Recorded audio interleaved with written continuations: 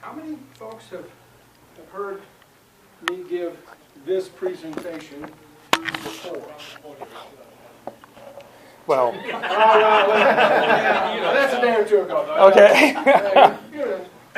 No one? Wow. Okay. Well, Where have you done it? I was going to say, well, I've done it in 2011. That was the first time. That's when Jack and I got together and decided that he was willing to begin the journey of a book from this idea. Thank you for being so tactful. Before the decade is out. Before this decade is out, yeah. Before this decade is out. No. Well, we made no promises. It was all good. But we started on the journey. And so it was since then, since 2011, I've given, I say this presentation. It's different. And this one is different than before. There's been a number of things that have happened in terms of declassification. So I've reoriented this towards not just touching base on the Cold War and the context, but also looking specifically at the domestic response, 2 threads I hope to pull. I hope I can remember all that I planned to say. And those 2 threads are the National Reconnaissance Office and their response and the tasks that were before them, and of course the United States Air Force, and in this case the manned systems, that would be Dyna-Soar through Manned Orbiting Laboratory on down into what will inevitably be the X-37B, and some things that I worked on.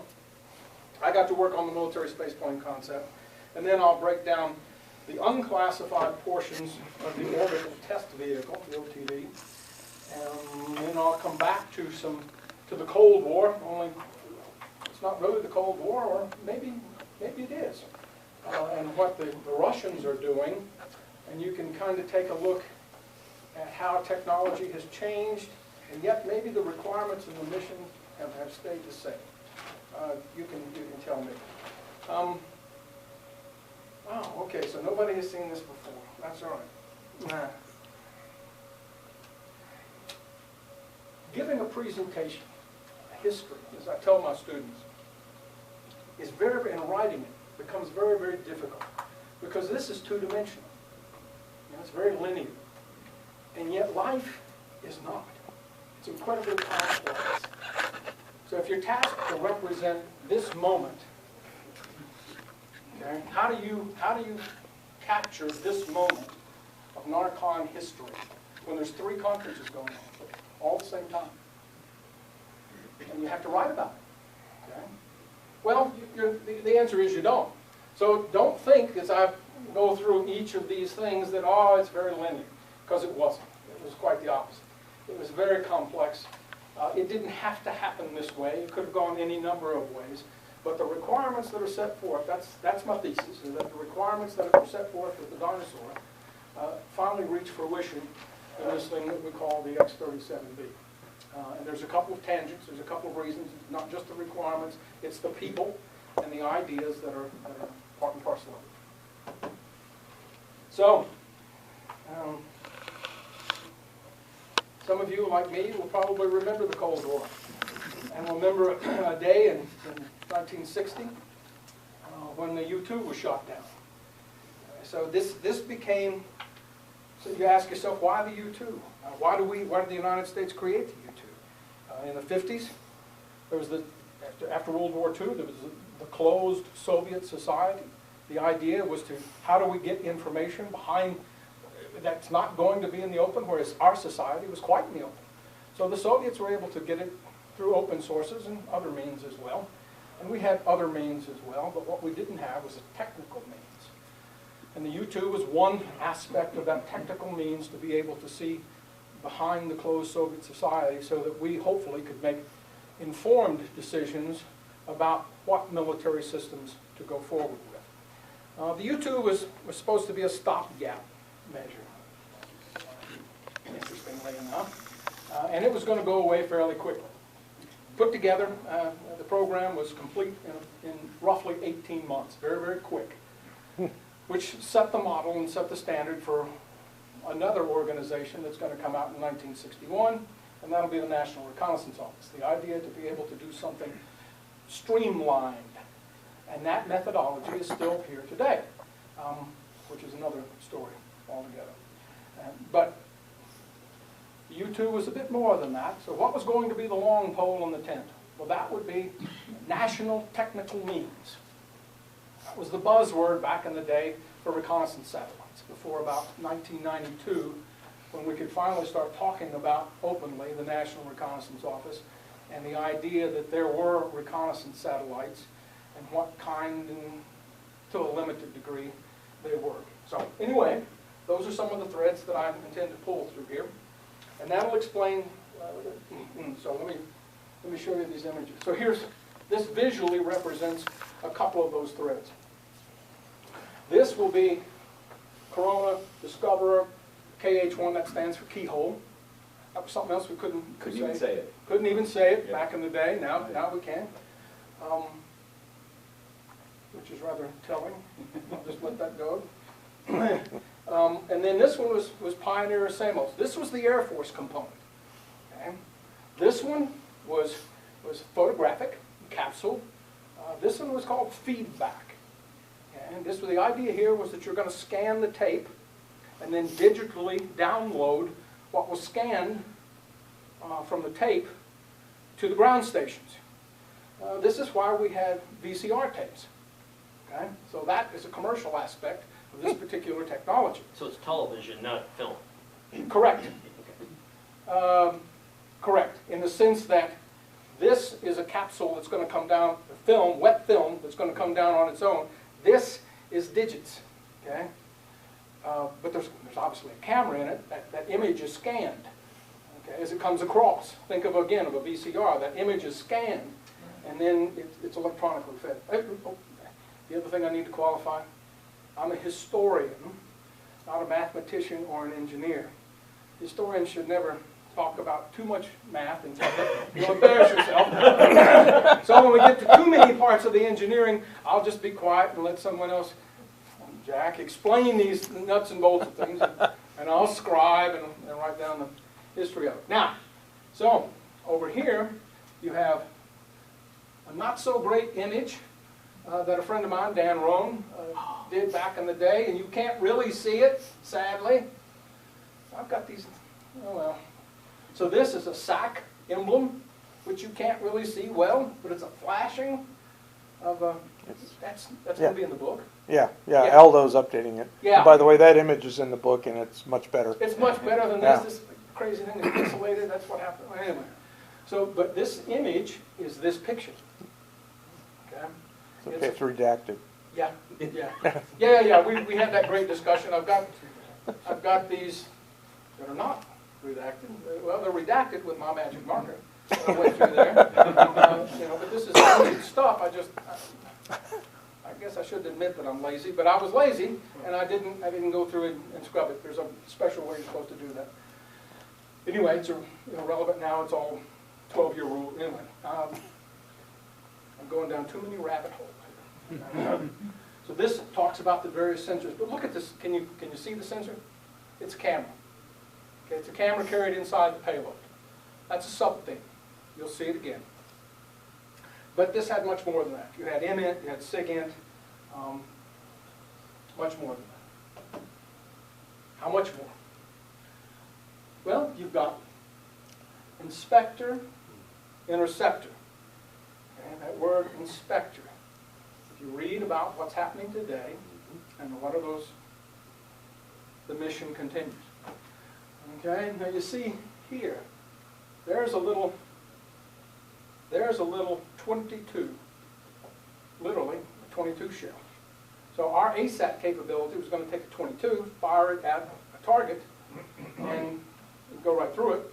And presumably that would be all that you would need to do. No, they weren't really thinking too much about the second and third order effects of that. And we'll get into that actually here in just a minute. This is secret, although it wasn't much of a secret. And that's also kind of an issue, and we'll talk maybe a little bit about that when we get to the Manned Orbiting Laboratory, which also had another name and another designation, and I'll tell you about that when we get there. So these were the missions in a three-stepped approach for what Dyna-Soar was going to accomplish. First, suborbital research. And then, as you can see, step 2A and B began to test systems, military systems. Other systems could have been put on here to test the practicality of putting X, Y, or Z into orbit at any particular time. Testing.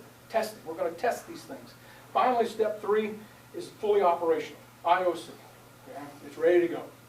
We're going to do these one or more of these missions in this plug-and-play payload bay area. We can put in there what we need to do for whatever we want to do at any particular time.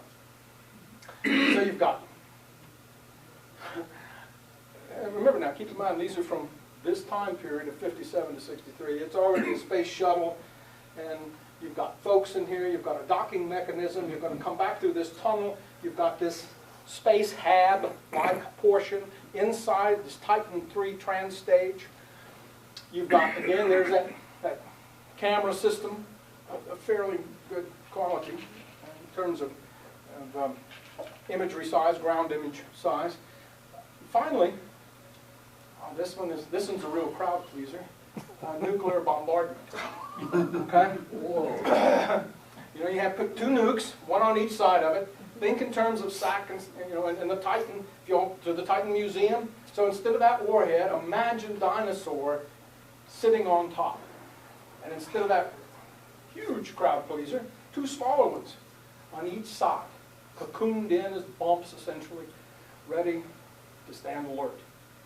That's pretty much the concept that they were looking at, if they went forward with this mission.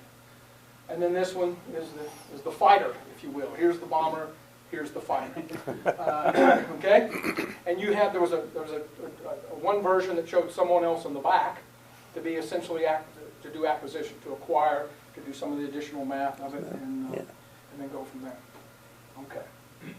So what's happening on the other side, the Soviet side?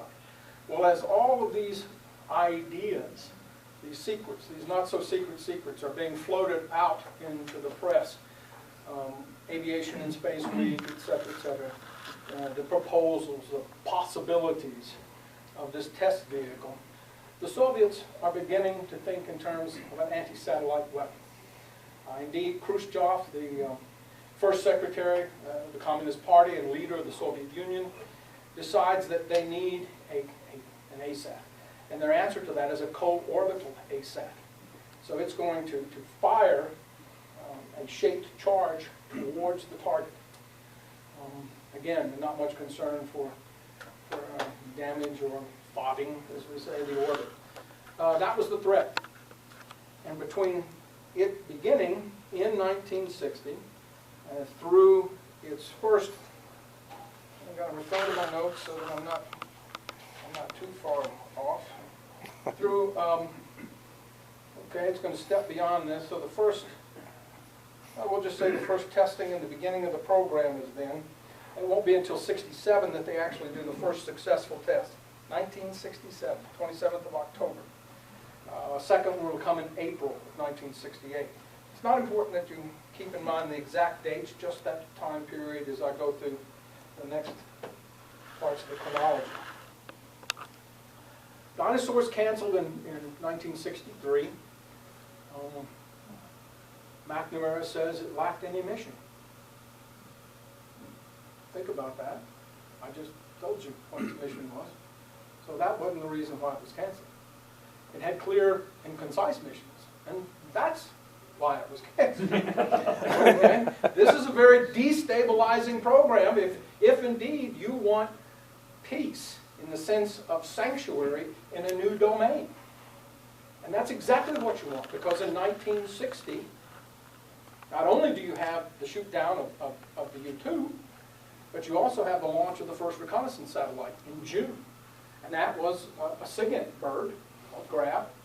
Okay? And then in August, you've got the first MN, which was the 14th flight of Corona, the Discoverer, and it's returning pictures to the President of the United States. who was the customer, if you will, and continued to be the customer for a long time. So that provided, and you, Eisenhower and then Kennedy wanted to sustain space as a sanctuary. So you have this law, you have this legal precedent to be, how do I do that? Well, the way you do that is by having something fly over, and it doesn't create an international incident. And when does that happen? Sputnik, okay? When the Soviets put Sputnik up, Eisenhower does not take any military action. In fact, he sends him...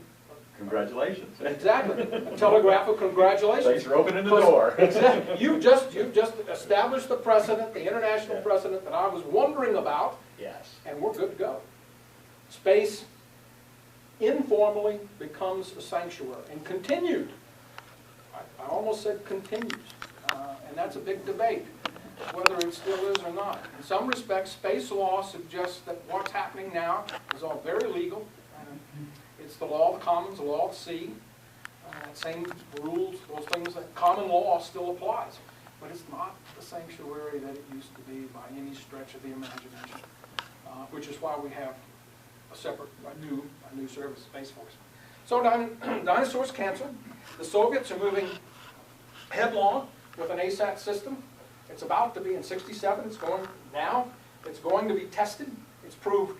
It's not quite declared operational, because we're not quite into 1970 yet, but in 70, and then by 73, they'll hold up on it.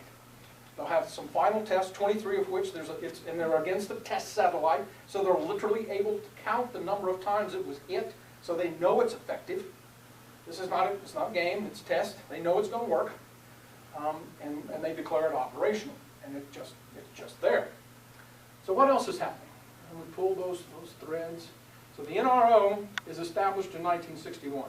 Before that, it's the Office of Missile and Satellite Systems. And that particular task was to take charge of the SAMOS program, which was an Air Force component, which was also falling on hard times, program management because of the technology. And they just couldn't do it. They couldn't get there from here. So that's why Corona, and even that has its sub-story, if you will, as to why those particular systems were used in it and the way its ability to gain imagery. Okay. So what are you looking at here? When Dyna-Soar is canceled, the Air Force moves forward with an idea of, well, we'll just use Gemini capsules. We'll piggyback off NASA's Gemini program, and we'll have a blue Gemini. This is from about 62 forward, and it doesn't really see the light of day. And in fact, it's kind of hard to get history, Air Force history, on blue Gemini. So I have a theory. This is another one of those things I'm going to do in retirement, is I have the potential of writing about blue Gemini, and I'll actually have some time to dig a little bit deeper. So if you go and you look at NASA's history, of course, we have a committee that's formed between the Department of Defense and NASA. It's a cooperation. Okay? It's all part of the Gemini time period. So what happens is that there are specific Air Force experiments that begin with Gemini 5 and are carried all the way through Gemini 12. I've got the pictures. I've got the other stuff. I've just got to spend time telling the story. That, in my humble opinion, is blue Gemini, and it moves concurrently. So the Air Force and NASA, with a joint mission, are discovering the kinds of things, learning the lessons that they need to learn to be able to do those requirements that they thought they would need to do. That's the unwritten portion, if you will, of blue Gemini. Meanwhile, it goes by the wayside, and we have this interim period of 63 till about 65, when the Department of Defense decides that, okay, we need something else, and that's that second program, and that's Manned Orbiting Laboratory. But that's kind of a cover. It's not kind of. It is a cover story. So what's really behind it? Who's really driving the story? Well, that would be the National Reconnaissance Office. You've got the machines that are able to do certain things. You need the ability to take wide area images, which is what pretty much that's happening with Corona, all the way up to another system called Gambit, which is KH7, Keyhole 7, that are taking wide area photography. And what do I mean by that? The images are not as pristine, exquisite, as they will eventually be. They're of larger areas. They're still incredibly useful for gathering information, which is then turned into intelligence. But it can be better. And Gambit 3, okay, KH8, will do that. And then you have KH9, hexagon, which I'll talk a little bit more about here in a minute, which drives other requirements. So what was, as a historian, you know, you're always fascinated by what's not there. So for the longest time, I knew, okay, well, there's KH9, and then it went to another one that we can't really talk about, that follows, that's KH11, and I'll just leave it at that. But there was this hole, and you'd go to Air Force histories, and there would be this black hole of history. They would talk about manned orbiting laboratory up to, you know, about 65, quits, begins again in 69. What? And it's canceled. What? You know, what happens in between? And then it's not in Air Force history. Well, that's because it's in somebody else's history. Okay? It's in the NRO's history. And this is Dorian. This is what the manned orbiting laboratory was. Okay? And this is the patch that they, you know, astronauts would have worn. Okay? And you can see, here's a picture of the manned orbiting laboratory, the camera system that's used, which you're going to see in a little bit, looks a lot like another system, and how it was configured inside this long laboratory, where you had two astronauts would be there, they would be able to come back, they'd be able to take, it had both systems, both a wide area and a more precise system, which is this is a big 10-inch folding mirror optics. Okay? So it could see things. 60-inch mirror. Pardon? 60-inch mirror. Yep, yep. So you've got, what did I say, 10 feet? You said 6 10. inch. Okay. Yeah. Oh, It was bigger than that. yeah. Just, Point that out. Yeah, but in fact, you got to watch me. Keep an eye on the Yeah. professor. Yeah, you know, there's an old adage, you never let the truth get in the way of telling a good story. It's all about the story. Sometimes I get, you know, Tom, thank you for reminding me. You're good. You're good. I'm good, thank you. It's a big mirror, very big mirror. Big mirror, folded optics. It could see really, really well. Much better than anything we had. But there was an issue. There was also other cameras, and we also have the Mark I eyeball of the astronauts that are on board. That's another one of those blue Gemini experiments. So if I can see over here, in fact, that's how the pilot in the U-2 first found the Soviet SA-7s. That was not because he followed the track that physics would have allowed, like in a machine, but because he saw a glint. And he looked over and he was curious and flew over where he wasn't supposed to fly. The mission didn't require him to fly there, but he took the initiative. Okay? Our astronauts would be able to take the initiative. And if they saw something that was beyond what was required, they would be able to then take much, much, much closer pictures of that. Okay, that was the principle behind it. Here's two concepts. So the NRO was looking at lots of ways to utilize this system. It wasn't kind of a fly-by-night. They went through it pretty extensively. But it too will be canceled in 1969. And the book on this has not been written yet, but it probably will be in the not too distant future.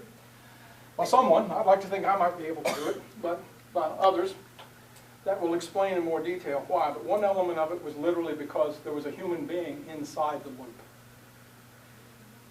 That kind of, unless you could get dampers, there was a dampering factor, because anything that's, I mean, it's incredibly sensitive.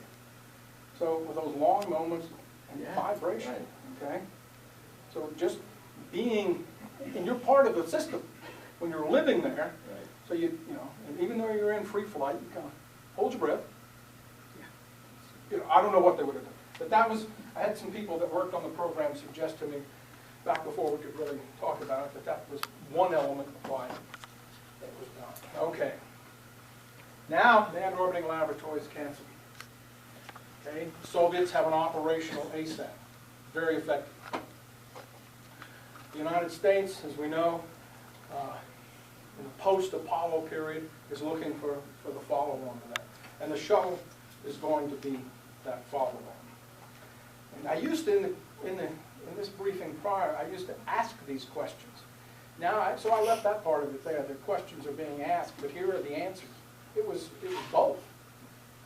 It was absolutely both. Okay. You have the NRO selecting 12 military spaceflight engineers, one of which in the first group was Gary Payton.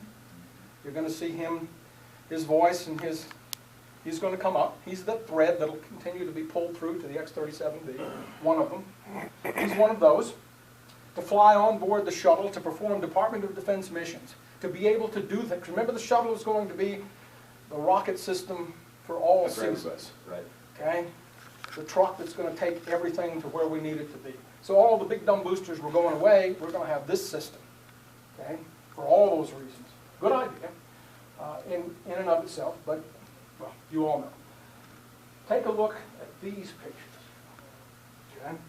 The NRO looked at taking Hexagon, okay, and Gambit, being able to take them out of orbit, put them on the shuttle, and literally this drove why the payload bay and why the shuttle is the way it is. Was the NRO requirements to recover these systems. And this was how they intended to do it, to be able to arguably replace it and then set it back out on its orbit, in its orbit. Okay?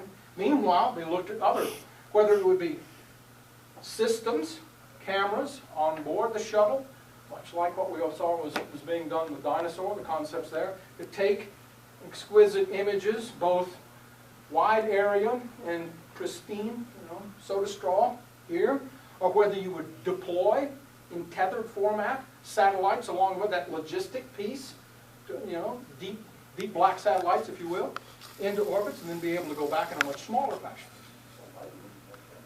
So it was going to do both. And DoD missions did go forward. Okay?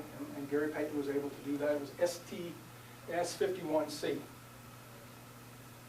And they took still classified satellite and placed it into orbit. Ultimately, this program, the MSE, will be canceled. Now, Department of Defense payloads on shuttles will continue. But the idea of the Air Force, and this vanguard of Air Force officers being the first military space engineers of that cadre, whose legacy went all the way back from Dyna-Soar and the Mo, it pretty much died here. Okay. Now these are slides, if you've seen this before, these are the old hat. Now I'm changing gears. Back in 2001 and 2002, when I was still active duty, I had the privilege of working on the manned military space program, or military spaceplane program, threw in one too many words. And this was one of the slides that literally came from that briefing about what, I'm going to let it build, of what we would be able to do with a system of systems. You needed an aerospace plane, you needed a space maneuvering vehicle, and you needed a common aero vehicle. 3 separate systems. You also needed an evolution in payload, specifically satellite building concepts. You needed to miniaturize those to be able to do all of this as effectively as you possibly could. And that was really a fairly long pole in the tent, the idea that industry would follow this lead. And yet, when we were asked to do this, that was what we did, was we asked industry, what do you need to be able to provide the Department of Defense, the Air Force, and NASA, as well as the NRO, and we're all in on this, the capabilities that we need. And you'd be surprised, the one thing they came back with was they said, well, we need to miniaturize some 1960s technology to be able to pull oxygen out of the air, and then we'll have the ability to fly the aerospace plane the way you want it to. Well, how do you want it to fly? Let me show you. Okay? This was the mission that we briefed to Langley using one of their simulations to go against a near-peer competitor somewhere across the spectrum of conflict. In other words, from initial early warning all the way to high-end military, which is what this is, to finally at the end to peacekeeping. So anybody want to hazard a guess as to when that year was that we were looking at from the past of 2002? 2020? Close. Oh. 2018. Ooh. Okay, this was what we were looking for, was a mission in 2018. So what was the mission? Okay, let me build it on. You can see where it starts, it takes off, we get aerial refueling, that piece of 60s technology we needed to miniaturize. Okay, you see a timeline up in the upper left corner. And now I'm going to have to just keep doing this because I want it all to... Each of these are coming in sequence as the information comes across. There's that aerospace plane, boom, firing off of the space maneuver vehicle, getting ready to come up, and look at that space plane with the cab, meaning it's internal to the SMV, getting ready to deploy. This picture from 2002 continues to be the image you see for the X-37B. Well, it didn't exist before 2002, and our little group of people coming up with the concept of the military space plane. That image is from those years of the military space plane. Okay? And there you go. Cab delivery. Have a nice day. Prompt global strike. Those of you who ever dealt with SAC will certainly understand and appreciate the power of that. Now, okay, and then, of course, the space plane glides back. Its return. So you had a reusable space plane, SMV, the aerospace plane, its reentry has already occurred. Notice it's a twin, both rockets and turbines. Lockheed's supposed to have that now. I'm not familiar with that particular program, but you'll see it in the press called the SR-72, dual system. And that, oh, uh-oh, now what have I done? Something my fat finger didn't need to do. I don't want to end the show. Okay, good. Unless you want to do it. Keep talking. There we go. So here's, okay. I don't want to go too long. I want to try to give you all some time for questions. So this becomes, in 2010, and I've got a nice little sound clip here that I'll show in just a second. The follow-on, one of those systems of systems, this is the SMV, and we know it today as the X-37B. And I'll talk about it a little bit more in a minute, but the CAVs are out there. The Army picked up that program. And then most recently, you read in the news about DARPA and the XS-1. In fact, Estes has got a wonderful little model of what you're about to see here. Keep in mind now, I was showing this back in the day, before all of this, so anyway. This is the X-37B. Its wingspan is about 6 feet shorter than Dyna-Soar. It's about 6 feet shorter in length than the Dyna-Soar, and it's about a foot taller in terms of its height. The overall payload and weight capacity of this is roughly the same, 11,000 pounds, roughly. And the big difference here is this rascal is small enough to be held inside a shroud. So all those issues of bending moments that plagued all the engineers back in the day of how can I boost this thing, because putting a lifting surface on top of a very dynamic rocket causes all kinds of forces. Anyway, that was a big issue. So what's its mission? Well, I can't really tell you.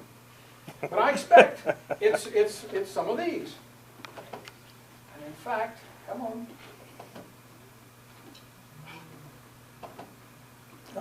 There we go. In fact, let's hear it from Gary Payton's own words.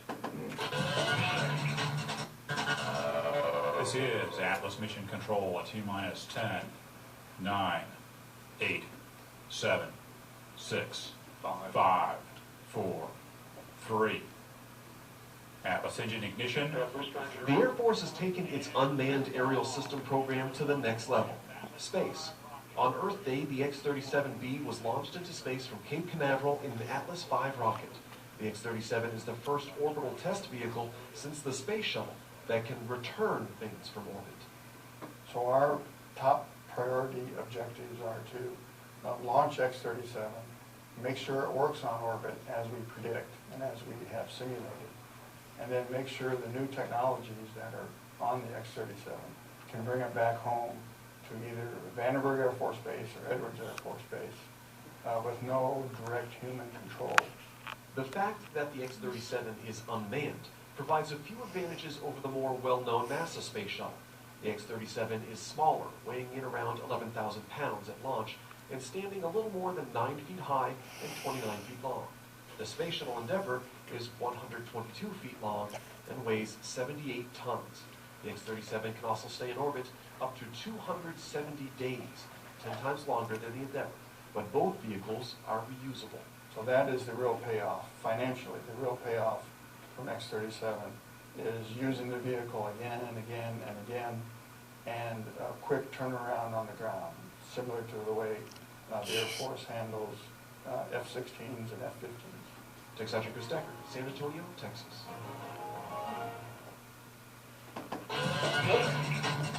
That's supposed to happen. Let's see, how can I get this to go forward? Probably with this thing that no one showed me how to do here. Okay.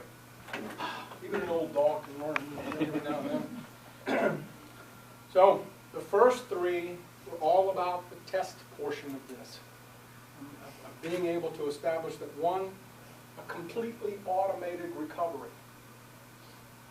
In other words, the controllers, you can see the patch of the controllers there, would initiate the sequence and it would automatically come down all on its own. Nobody was communicating with it, so there was nothing to be jammed.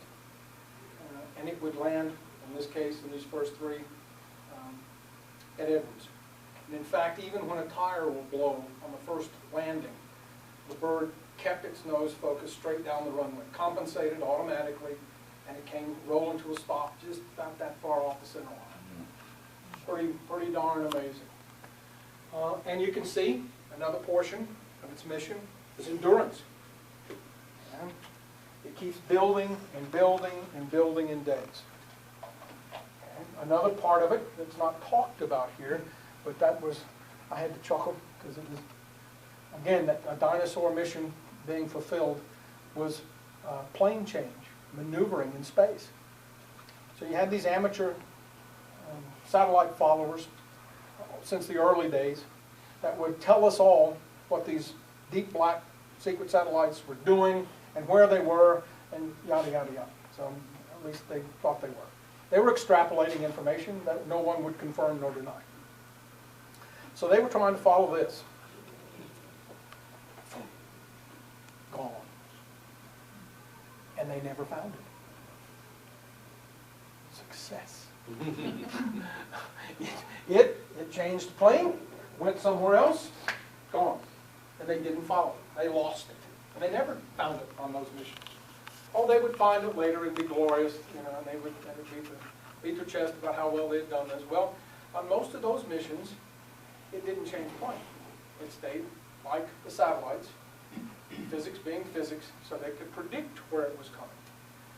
Ultimately, someone would ferret out the ability to, and it was by providence, by happenstance, it was not by their design, they actually spotted it in a glint and said, ah, we got it again. And I think that was on the fourth time. But anyway, that's another story. OTV-4. These are the two experiments that we know that are available in the open press that were on board this fourth flight. And it's another Atlas launch, but this one returns not to Vandenberg, but to the shuttle. SLF. Yeah, landing facility. And is towed into the old orbiter, which is part of Boeing. This was the end state, if you will, of what the Air Force had wanted to do with this mission, was to be able to do that kind of processing. Although it didn't necessarily have to be out in Florida. It could have been in any number of places, even over here in New Mexico. But it needed a long runway. Vandenberg shuttle, and now the new one over at the spaceport, which I saw a couple of days ago, also has that ability to capture it, to capture it. It can land there. Right? It's concrete runway. So you got two of them. One of them is testing electrical thrusters. That's another unique aspect of this vehicle. There's no hydraulics. It's all fly-by-wire electrical. It's got those solar panels that you saw to generate that electricity. And these were new thrusters that Aerojet had provided to test. There's a material exposure technology that Air Force Research Lab had took a look at. This one was, the mission was yet again longer. It was actually the longest to date and set the stage for this one, OTV-5, which landed on the 27th of October, 2019. Hence the overall 780 days. Longest mission so far. We're waiting for the next OTV, OTV-6, which will be the third flight of the first vehicle, because we've got two of these, and we rotate them through. It will be the third flight for it. We know that there was at least one, this advanced structural and thermal spreader. So what is that? It's electronics and heated rods that they were vibrating to dissipate heat and to see how long it would last.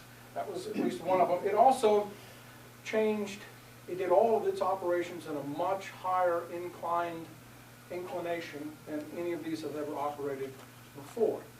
So it was once again testing that orbital maneuverability. Can I do this? Can I get up there? What is it going to do? How's it going to react? Is there any changes in the vehicle? And then remember I told you I was going to show you some more pictures? Here's that 7x4 bay and the mock-up. That's there at the New Mexico Museum of Space History. I think I've got all the parts of that in place. And this used to be, this article used to be outside the Space Warfare Center back in the day when we were looking at the military spaceplane concept. Notice this? What do you think that might be? Kind of round. Telescope. Oh yeah. Oh yeah. And see this right back here? You know that kind of, there's a big tray in there.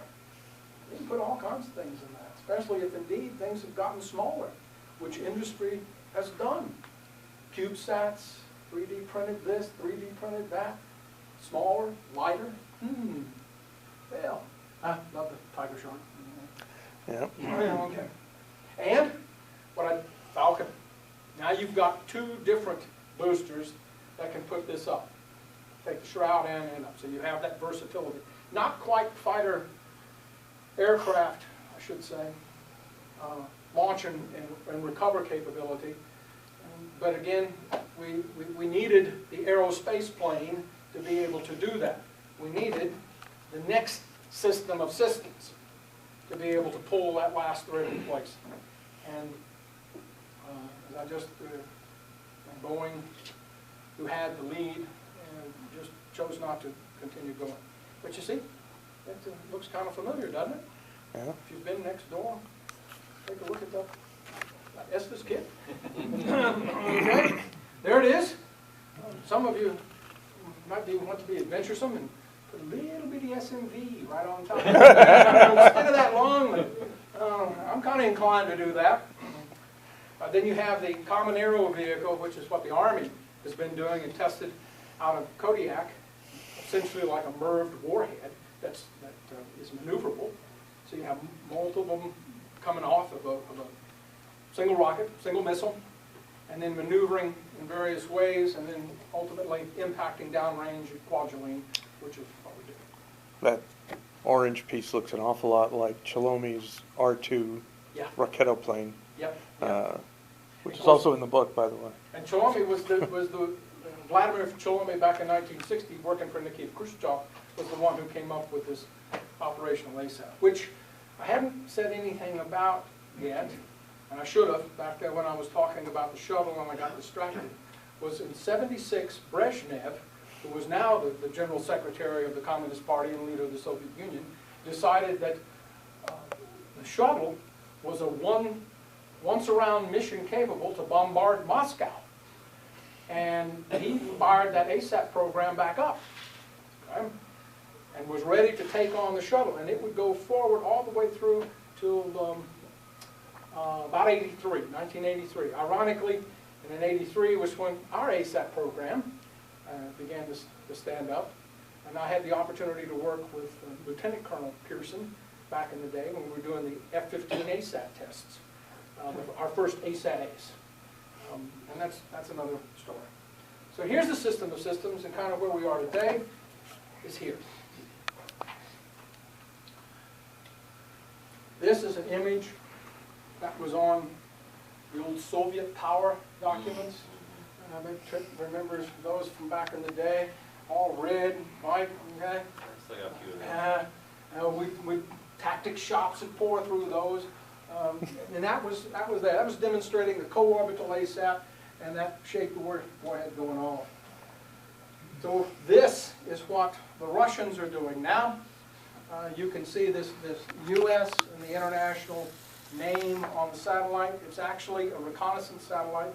It's an NRO satellite. And here's what that Cosmos is doing. And there's a number of different things that it demonstrated that we watched it do that have concerns for the U.S. Space Force. But these are the ground tracks of it. And I've thrown up some questions just essentially to spur your questions, should you have any, about Dyna-Soar and about what's currently going on and what maybe the new Space Force is doing or might do in the future. Well, So early on you showed a photo of a Dyna-Soar that had the two strap-on physics packages Yep. or whatever. yep. Those, I know where you used to work. sorry. So those looked like they were on the service module that usually gets jettisoned, right? So would you have to dispose of those somewhere, or what would you do? You'd leave them on orbit or something? Okay, thank you. Yeah, George. You can answer that question. What is the Space Force doing and what might it do in the future? Well, right now, officially, there are two people that are part of the Space Force. It's CEO and Bill Raymond, and then we have an enlisted, chief enlisted officer. And that's it. The Space Force's mission will be, as you might imagine, that to defend all our assets, how we do that, and to be prepared to take the offensive if necessary. And how might we do that? In a congested, contested, and competitive environment, which is what space has become, you can do it in a lot of different ways. You can see how the Russians are doing it, and we don't want to do it like the Chinese did, and the Soviets did before that. You don't want to kinetically kill anything. But you don't have to. You don't have to kinetically kill them. And you don't have to go against the satellite. You can go against any number of other systems that are all part and parcel of a satellite system, to include the ground station. Okay? That will be the responsibility of the Space Force, obviously under the guidance and direction of the President of the United States. And it will be solely dedicated to that. Now, since some of this came out of Air University, the ideas behind it, that's another story. They're actually looking way into the future to look at the possibility of when individuals might need to go where no one has gone before, whether that be Mars or the Moon, and that would be the Space Force's role as well. I know everybody thinks of that in a different way, but actually somebody's got to be thinking that far ahead. And that's kind of what they do too. So that's putting military people in space. That's correct. While we're going to Mars. That's correct. It's not, yeah, it's not, well, now you get in, while there was sanctuary in space, we were still militarizing space, which is that idea. So if I'm now wearing a NASA uniform, but I was a military officer, and arguably when I take this uniform of NASA off, I go right back into being a military, am I a military officer in space? Okay, potato, potato. What am I doing while I'm there? Well, if I'm a Soviet, I think that you're a military officer in space. You're obviously doing nefarious things, and I'm going to get ready to do something, arguably less nefarious, but defensive in nature. Okay, so, yeah. So but these are important issues. These are important ideas, Mike. I was, back to the X-38 program. I've been a little scratching my head on, if you're got the long endurance missions, doesn't that counter to rapid reusable, because it's a reusable vehicle, but you're staying up for a year or two? You've kind of lost some of the advantages of being reusable. Why not just launch a, expendable satellite if you're going to be up there for a long time? You're wasting your resource of being able to, bring something up, test it for a month, bring it back down. That's something different. That's what I expected that program to do, but it's staying up there for long periods of time, which is, if you want to bring back and look at something, there's other ways to do that. So I'm kind of scratching my head on where they're going with that. So, and remember, the first 3 times it was to test the capability. What's some of the missions that they needed to test? Long endurance. We still haven't, nor do I think that they want to, nor would they arguably tell us, when have we hit the wall? Okay? We didn't hit the wall at 780 days. And maybe this next mission won't be. So it's mission dependent. It shows, it demonstrates the capability. Now, what if you wanted, again, those same kinds of beeps and squeaks, as I like to call them, physics packages? They're going to do what they're going to do where we're going to, where we put them. And if you move them, it's very, very costly. It's not very, very costly for this to do that. So if I wanted a capability, and maybe I want it for quite some time. Remember, we only got 2 of them. So just because I got 2 of them, how many times have we put both of them up? Okay. Yeah. Never. Yeah. Never. Oh, 2 of them, right. We've never put both of them up, meaning Correct. together. Right. That was Yeah. implied, together, never. So if I want to carry it out with one, in fact, in the hypothetical mission that we pose at the end of the book, we're doing exactly that. The fighter folk in here, or the military writ large, will understand the eyeball shooter concept. I posit that as a possible mission for 2 of them, for quick. But then how do you get it up? We're still using a big dumb booster. Yep. So it's going to take that, lots of reasons. And I'm pontificating. Sure. I'm extrapolating. Sure. All right, so when X-37 started out, it was a NASA program. And NASA said, well, we're out of money, we don't have anything, we're going to cancel the program, and Air Force said, hell, we'll take it. So was Air Force developing something of their own up until that point, do you know? Or did this just happen to dovetail, that NASA happened to have a program that they could just camp on? Most of the time, we have NASA or the Air Force in the lead. And in the case of what you're, in the early days, NASA had the lead. The Air Force was always there. I mean, this costs money. So everyone's out. Like I remember I mentioned when we were looking at the military space plane, it wasn't just the Air Force. Oh, absolutely not. It was the Air Force, it was NASA, it was the NRO. And DARPA too, because they're always on the cutting edge of new technology. And other agencies within the government that were helping to do those, like to be able to do it. So it was much. It was a didn't have to keep going, but it did. Right. We're running out of time today. Okie doke. All righty. Well, thank you very much for your. If you enjoyed the talk, please volunteer to write the article on the talk. Yep, we got a volunteer up here.